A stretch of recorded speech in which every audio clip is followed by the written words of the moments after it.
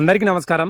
ప్రకృతి వ్యవసాయంలో మనం పండిస్తున్న అన్ని రకాల కూరగాయలు ఈ విధంగా వేసినాం కదా. సో ఇక్కడ చూడండి, ఇది మొత్తం అయితే ఒక వనం లేకనే క్రియేట్ అయిందన్నమాట. ఎర్రబెండకాయలు చాలా తాజాగా ఉంటాయి, చాలా బాగా వస్తాయి. చూడండి ఎంత బాగా వచ్చినాయో. విత్తనాలకైతే ఇవి విడిచిపెట్టుకుంటున్నాం మొత్తం. ఇంట్లో మాత్రం వారంలో కనీసం 3-4 సార్లు అయితే కట్ చేసుకొని తింటారు మన వాళ్ళు. ఇవి ఇంతకుముందు వేసిన విత్తనాల యొక్క విత్తనాలు పడ్డాయి అన్నమాట. మనం కావాలని మాత్రం అక్కడ మాత్రం వేసుకున్నాం. ఇంత మంచిగా వస్తాయి అన్నమాట. విత్తనాలకి అయితే మంచిగా పర్ఫెక్ట్ ఇవి. అవైతే మనకు రెడీగా ఉన్నాయి. ఇక్కడైతే రెడ్ తోటకూర ఉంది. ఆ విత్తనాలు కూడా మనకు అవకాశానికి అయితే అంటే మళ్ళీ వేసుకునే అవకాశం అయితే మళ్ళీ క్రియేట్ చేస్తున్నాయి అనమాట. ఇక బిందె సొరకాయలు ఒకటే కాయాల్సిన బ్యాలెన్స్ ఉంది. టొమాటో గింజలు కూడా మంచిగా ఒక్కొక్కటైనా కాస్తున్నాయి. ఇవి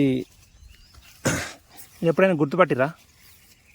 ఇది విత్తనాల కోసం విడిచిపెట్టుకున్న కీర దోశ అనమాట. ఇంత బాగా వస్తాయి. కీర డిఫరెంట్ ఉంటాయి. ఇవి నాటు వెరైటీది అనమాట. చాలా బాగుంటాయి.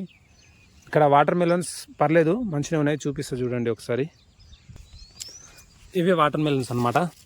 ఒక 10-12 చెట్లు నాటితే మనకు కనీసం ఒక 20 దాకా కాయలు వచ్చినాయి. కానీ పండేంత వరకు టైం ఇస్తలేవు అన్నమాట. మన వాళ్ళు మా డాడీ అయినా మా అన్న అయినా ఎవరో ఒకరు కట్ చేసేసి తినేస్తారు అనమాట.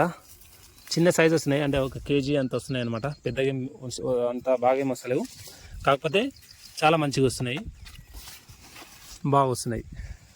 ఇంకా ఇక్కడ దోసకాయలు, నార్మల్గా సాంబార్ దోసకాయ అని అంటాం కదా. సో ఇవి చాలా బాగా వస్తున్నాయి. చూడండి మంచిగా పండినాయి. క్లియర్గా చూడండి, చాలా వరకు అయితే పండేసినాయి ఆల్రెడీ.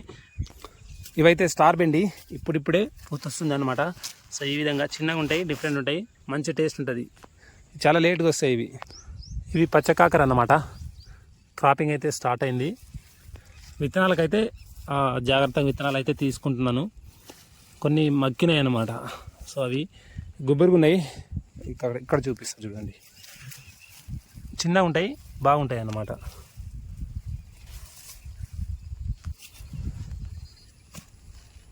సేమ్ ఇక్కడ అయితే మళ్ళీ ఈ రెడ్ బెండి ఉంది. రెడ్ బెండి విత్తనాల కోసం అయితే రెడీగా మంచిగా ఉన్నాయి. ఇక్కడైతే కొర్రలు అనమాట. సో కొర్రలు అయితే మంచిగా వస్తున్నాయి. గింజలు కూడా పట్టినట్టున్నాయి. దీనిలో అద్భుతం అని చెప్పుకోవచ్చు.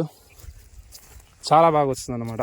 అంటే ప్రకృతి వ్యవసాయంలో ఏ పంటలైనా పండించుకోవచ్చు. కాకపోతే మనం ఎప్పటికప్పుడు చూస్తూ జాగ్రత్త వహిస్తే మంచి దిగుబడి వచ్చే అవకాశాలు ఉంటాయి. ఫస్ట్ ట్రయల్ వేసినా కూడా అద్భుతంగా వచ్చే అవకాశాలు ఉంటాయి. నేను ఈ విధంగా అయితే చేస్తున్నాను. మీరు కూడా చేస్తున్నారా? కామెంట్ బాక్స్లో కామెంట్ చేయండి. జై జవాన్, జై కిసాన్, జై హింద్.